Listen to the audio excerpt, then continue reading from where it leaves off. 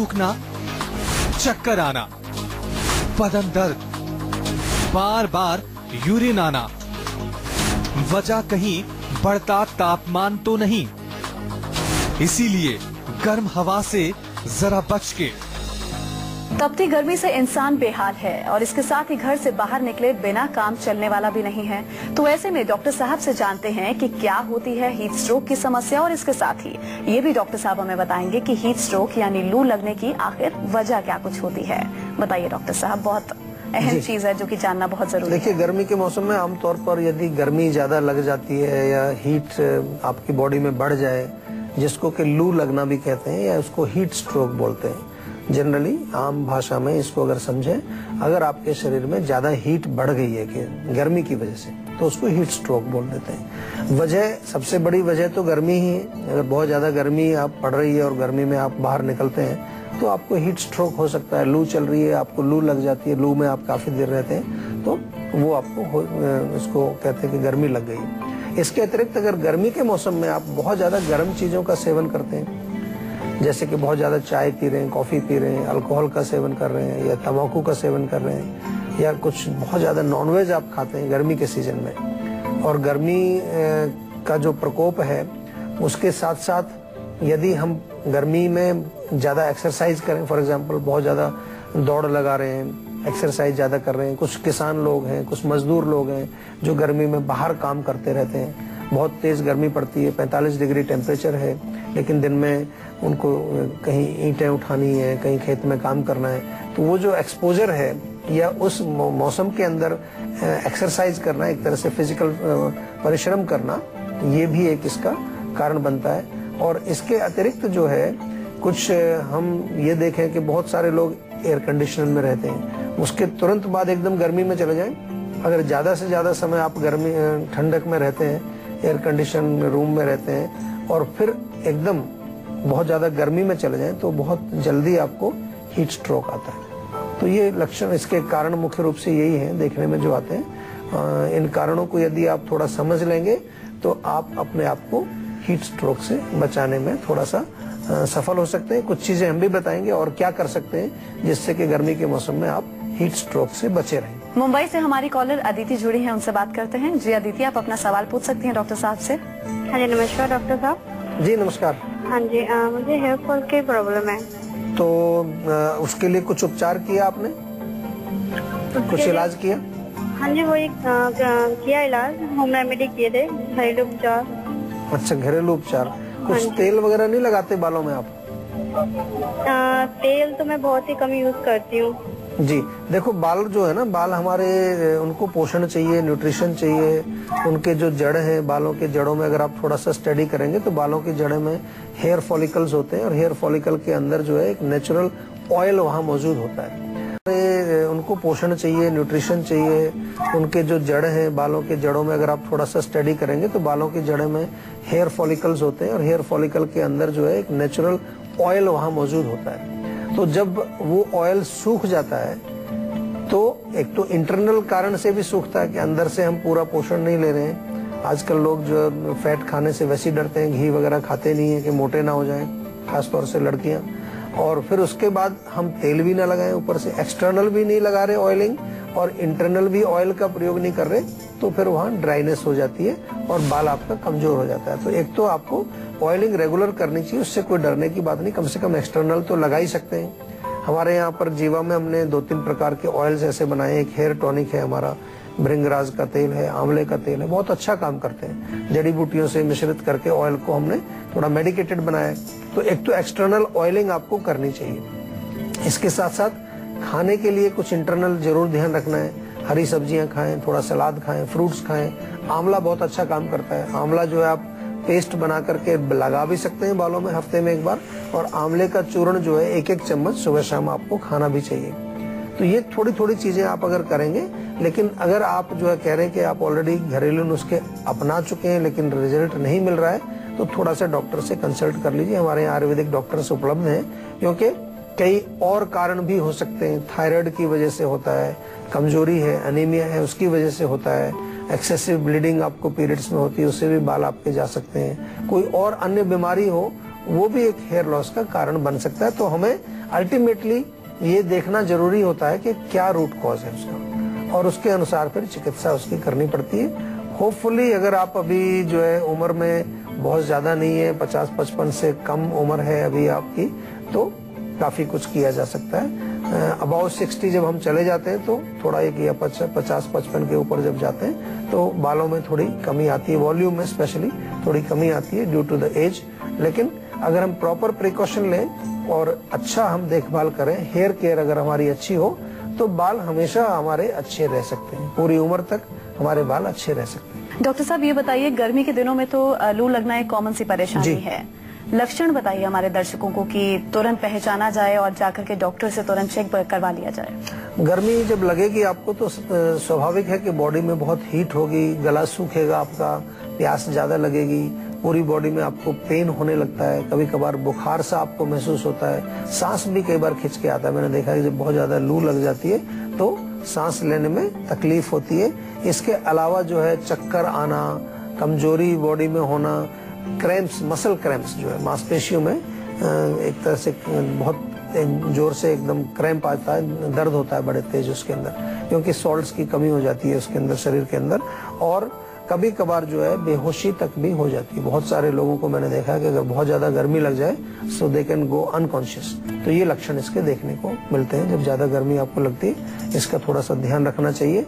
अगर ऐसे कुछ लक्षण हो तो हमेशा तुरंत आप जो है आयुर्वेदिक चिकित्सक से संपर्क करें। मुंबई से हमारे दर्शक ललित जुड़े हैं, उनसे बात कर लेते हैं। जी ललित, आप अपना सवाल पूछ सकते हैं डॉक्टर साहब से। नमस्कार डॉक्टर साहब, मैं ललित बात कर रहा हूँ मुंबई से। जी नमस्कार डॉक्टर साहब, मेरे क्या है, कई बार अचानक से होता है कि घबराहट रहती है अंदर। अच्छा जी। हाँ जी, और कई बार ये जो हाथों की हथेलियाँ होती हैं, जब उस टाइम ऐसा लगता है कि बिल्कुल एकदम ठंडे हो जाते हैं एकदम। अच्छा, घबराहट जब होती है उस टाइम ठंडे हो जाते हैं? हाँ जी हाँ जी। तो पसीना भी आता है उस समय? पसीना भी बहुत आता है। अच्छा अच्छा, तो ये कब से चल रहा है प्रॉब्लम? ये है अभी 5-6 महीने से है। तो फिर क्या करते हैं उस समय? कुछ दवाई लेते हैं? नहीं, थोड़ी देर रिलैक्स करता हूँ फिर ठीक हो जाता है। अच्छा अच्छा, देखिए कई कारण हो सकते हैं इसके, थोड़ा जांच तो करानी चाहिए आपको। कभी कभार शुगर लो हो जाती है किसी आदमी की। मैंने देखा है कि अगर शुगर लो हो जाए तो एकदम से बॉडी में घबराहट, पसीना आना, थोड़ा सा टांगे भी कांपने लगती हैं, शेकिंग होती है बॉडी के अंदर। एक ये कारण है। कुछ खाने से ठीक हो जाता है। अगर शुगर लो होगी तो आप कुछ मीठा खाएंगे या कुछ चीज खाएंगे, उससे आराम आएगा। इसके अलावा जो है कभी कभार किसी चीज का भय आपके अंदर है, कोई डर कोई है, उसकी वजह से हो सकता है। या फिर जो है एंजाइटी एक बहुत बड़ा कारण है इसका। किसी चीज से आपको एंजाइटी हो रही है, एंजाइटी होने से पैल्पिटेशन होती है, घबराहट होती है, पसीना भी आ जाता है और कई बार बेचैनी भी हमारे शरीर में हो जाती है। और हार्ट की तरफ भी संकेत ये करता है, कोई हृदय का कोई वीकनेस हो सकती है, हार्ट आपका कमजोर है, पूरा ब्लड पंप नहीं कर पा रहा है, कोई खराबी उसमें है, उसके जो रिदम में कोई वीकनेस आ गई है किसी प्रकार की। तो एक तो जांच करने से पता चलेगा पूरा कि क्या रोग का कारण है। जांच भी कर सकते हैं, कंसल्टेशन आप हमारे यहाँ से ले सकते हैं, क्योंकि उसमें कुछ और चीजें पूछी जाएंगी आपसे, तो कुछ ना कुछ हमें उससे अंदाजा लगेगा। अभी जो इसका उपचार की अगर बात करें तो मैं केवल इतना कहूंगा कि एक तो उपचार तभी करेंगे जब उसका रूट पता चलेगा कि क्या कारण है। लेकिन जो लक्षण आपने बताए, इसको देखते हुए अगर मैं कहूँ तो एक तो तिल के तेल की मालिश करिए पूरी बॉडी में, थोड़ा सा व्यायाम करिए नियमित रूप से, कुछ प्राणायाम करिए, डीप ब्रीदिंग करिए, उससे आपको फर्क डेफिनेटली कुछ न कुछ दिखना शुरू होगा। लेकिन रोग का जड़ जब पता चलेगा उसके बाद आपको दवाई भी हम देंगे, औषधि देंगे, जिससे कि रोग आपका बिल्कुल परमानेंटली ठीक हो जाएगा। कोई घबराने की बात नहीं है, बिल्कुल आप निश्चिंत रहिए। ऐसे रोगों का इलाज आयुर्वेद में अच्छी तरह हो जाता है। तो डॉक्टर साहब, लू लगने से कौन कौन सी समस्याएं पैदा हो सकती हैं, या समस्याओं से हमें जूझना पड़ सकता है, दो चार होना पड़ सकता है? कौन कौन सी समस्याएं हैं? डिहाइड्रेशन होती है, तो सबसे पहला लक्षण है। बॉडी में डिहाइड्रेशन हो जाती है, आपको लूज मोशंस हो सकते हैं, या कई बार ये भी देखा गया है कि स्टूल के साथ ब्लड आ रहा है या आम आ रहा है उसमें, जिसको कि डिसेंट्री बोलते हैं। बड़ी कॉमन सी प्रॉब्लम है। इसके अतिरिक्त जो है कमी, जब नमक की कमी हो जाती है बॉडी में, तो उसके कारण जैसा मैंने अभी बताया कि मांसपेशियों में क्रैम्प्स आना बहुत कॉमन प्रॉब्लम हो जाती है। और पैल्पिटेशन, घबराहट होना, बुखार होना, बड़ा तेज बुखार कई बार हो जाता है, सिर में दर्द होना, सिर के अंदर जो है भारीपन होना, ये सब लक्षण है। आंखों में जलन होना, आंखें बिल्कुल लाल हो जाना, या बॉडी के अंदर कुछ रैशेज वगैरह बनना, त्वचा के रोग जिनको हम कहते हैं, रैशेज होती है, जलन होती है, खारिश होती है, खुजली होती है। ये तमाम प्रकार के रोग जो है गर्मी लगने से हो सकते हैं। भोपाल से हमारे अगले दर्शक अरविंद जुड़े हैं, उनसे बात करते हैं। जी अरविंद, आप अपना सवाल पूछ सकते हैं डॉक्टर साहब से। सर मैं आपसे यही जानना चाहूँगा सर, देखिए मैं सुबह जब खाना खा कर निकलता हूँ पेट भारी भारी सा रहता है, लेकिन जब खाना हजम पेट खाली भी हो जाता है लेकिन फिर भी खट्टी सी डकार आती है मेरे अंदर से। अच्छा। और फिर सर में भी दर्द होता है अचानक से बहुत तेज। देखो, इसका मतलब ये है कि एसिडिटी बन रही है आपको, और वो मेन कारण उसका ये हो सकता है कि अपच हो रहा है, इनडाइजेशन हो रहा है। जो आप कह रहे हैं कि खाना खा के निकलते हैं आप, तब उसके बाद पेट में भारीपन होता है, दैट मीन्स जो आप खाना खा रहे हैं वो पच नहीं रहा है पूरा। तो एक तो देखिए कि क्या चीज आप खा रहे हैं, हो सकता है उसको थोड़ा सा चेंज करें, उसकी क्वांटिटी थोड़ी कम करें, या ऐसी चीजें आप खाएं मॉर्निंग में जो आपको इजीली डाइजेस्ट हो। फॉर एग्जांपल, यदि आप पराठा खाते हैं सुबह रोज ब्रेकफास्ट में, तो पराठे की बजाय आप चपाती खाइए, तो वो ज्यादा इजी आपकी डाइजेस्ट होगी। या अगर आप कोई टोस्ट वगैरह खाते हैं, ब्रेड बटर खाते हैं, तो उसके बजाय आप दलिया, पोहा, उपमा ऐसी चीज कुछ ले लीजिए जिससे कि आपको वो इजीली डाइजेस्ट हो जाए। तो अगर डाइजेशन अच्छा रहेगा तो डेफिनेटली आपको फिर ये एसिडिटी नहीं बनेगी। जब खाना वहाँ पड़ा रहता है, पूरा पचता नहीं है, तो फर्मेंटेशन चालू हो जाती है उसमें, और वो फर्मेंटेशन होकर के फिर खट्टी डकारें आनी शुरू होती हैं। तो एक तो अपने खाने पर जरूर ध्यान दीजिए। दूसरा जो है, कुछ डाइजेस्टिव आपको लेना चाहिए साथ में। बहुत सिंपल सी चीजें घर में मिलती हैं। सौंफ ले लीजिए आप, सौंफ 1 चम्मच चबा लीजिए, या सौंफ, जीरा और पुदीना तीनों को बराबर बराबर मिला करके एक चूर्ण बना लीजिए उसका। वो थोड़ा सा खाने के बाद आप खा लीजिए, पानी के साथ ले लीजिए, उससे बहुत फर्क पड़ जाएगा। डाइजेस्टिव चूर्ण कई तरह के मिलते हैं, वो आप ले सकते हैं। तो पाचन को हमें अल्टीमेटली ध्यान देना है, और पाचन पर ही हमें थोड़ा सा फोकस करना है। अगर हमारा खाना जो खाया हुआ है वो पच जाएगा पूरा, तो फिर आपको डकार नहीं आएंगे, खट्टी डकारें भी नहीं आएंगे, भारीपन भी नहीं होगा। लेकिन फिर भी अगर कोई समस्या आपकी ऐसी है कि आपने ये सब चीजें ट्राई भी कर ली हैं, या ट्राई करने के 3-4 हफ्ते बाद फिर भी आपकी प्रॉब्लम अगर सॉल्व नहीं होती है, तो दैट मीन्स बीमारी जो है आपकी थोड़ी पुरानी हो गई है, थोड़ी सी गंभीर हो गई है, और उसके लिए आयुर्वेदिक चिकित्सा आपको करनी चाहिए। और आयुर्वेदिक चिकित्सा से ऐसे रोग बहुत अच्छी तरह से ठीक हो जाते हैं। पेट के जितने रोग हैं, पेट की कोई समस्या हो, आंख बंद करके आयुर्वेद में ही आइए, कहीं मत जाइए, आपको तुरंत लाभ मिलता है। तो उसके लिए आयुर्वेदिक चिकित्सक आपको मिलेंगे, आपके शहर में भी हो सकते हैं। हमारे क्लिनिक्स हैं जीवा के जगह जगह पर, हमारे जो डॉक्टर्स आपको फोन के माध्यम से भी उपलब्ध हैं, उस पर जरूर आप उनसे संपर्क करके अपने रोग के बारे में पूरी बातचीत करिए, और उसके अनुसार जो भी उपचार आपको बताया जाए उसको बिल्कुल सीरियसली आपको फॉलो करना है। तो अभी तक आपने जाना लू लगने से होने वाली परेशानियों के बारे में। अब बारी है आज की संजीवनी में, जिसमें डॉक्टर साहब से जानेंगे कि लू के असर को बेअसर करने को लेकर आज की संजीवनी क्या है।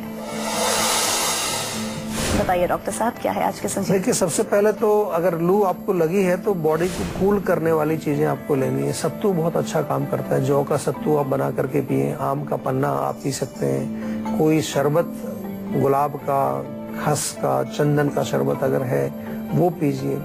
पानी तो पीना ही है, लेकिन पानी के साथ अगर ये इस तरह की चीजें आप लें जो मैं बता रहा हूँ, तो इसका जल्दी रिजल्ट मिलता है। इसके अलावा ज्यादा लू लगी है तो आपने सुना होगा कि प्याज का प्रयोग भी लोग करते हैं। प्याज का रस निकाल करके थोड़ा जौ का आटा मिलाइए उसमें, और उसका लेप करते हैं शरीर के ऊपर, तो उससे बहुत जल्दी रिलीफ मिलता है। और इसके अतिरिक्त जो है, बहुत इम्पोर्टेंट ये है कि जो सीजनल चीजें मिलती है, जैसे बेल का शरबत है, बेल का शरबत बहुत अच्छा काम करता है, वो आप जो पी सकते हैं, पेट भी ठंडा रहेगा, शरीर भी ठंडा रहता है। तो ये सब आपको करना चाहिए। डॉक्टर साहब, गर्मी के दिनों में हमें किन किन बातों की सावधानी बरतनी चाहिए ताकि हम लोग स्वस्थ रहें? गर्मी में जब आप बाहर निकलते हैं तो उसका विशेष ध्यान रखना चाहिए आपको। अगर बहुत ज्यादा गर्मी में आपको बाहर रहना पड़ता है तो आप कपड़े जो है ऐसे पहने कि बहुत डार्क कलर्स के ना हो, टाइट फिटिंग ना पहने, लूज कपड़े कॉटन के, व्हाइट कलर ज्यादा पहनने से उसका गर्मी का रिफ्लेक्शन होता है। और इसके अतिरिक्त जो है, अगर आपको बाहर जाना है, छाता आप ले जा सकते हैं, आप थोड़ा आंखों पर भी चश्मा लगाएं जिससे कि ठंडक बॉडी में रहे। और पानी जरूर पीते रहिए, रेगुलर पानी पीते रहिए, पानी की बोतल अपने पास रखिए, और चाय, कॉफी और गर्म करने वाली चीजें मत लीजिए। तो अगर आप भी हेल्थ से जुड़ी अपनी समस्याओं का समाधान चाहते हैं तो आप इस नंबर पर कॉल कर 0129404040 पर अपना नंबर रजिस्टर करवा सकते हैं। उसके बाद डॉक्टर चौहान के पैनल के डॉक्टर आपको खुद फोन कर आपकी सेहत से जुड़ी हुई समस्याओं का समाधान देंगे। यहाँ वक्त हो गया एक छोटे से ब्रेक का।